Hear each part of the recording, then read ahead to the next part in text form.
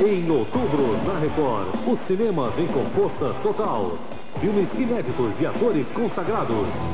Natasha Kinski, Rutger Hauer, Faye Dunaway. On a Moonlight Night.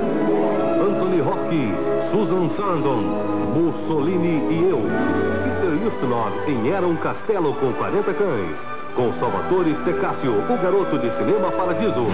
Jack Lemmon, Confusões em Família. John Huston, Momo e o Senhor do Tempo. George Hamilton, Elliot Gould, Amore. Juliano Gemma, Tex e o Senhor do Abismo. Julie Christie, Alan Bates, Glenda Jackson, O Retorno do Soldado. E muito, muito mais. Em outubro, grandes produções cinematográficas.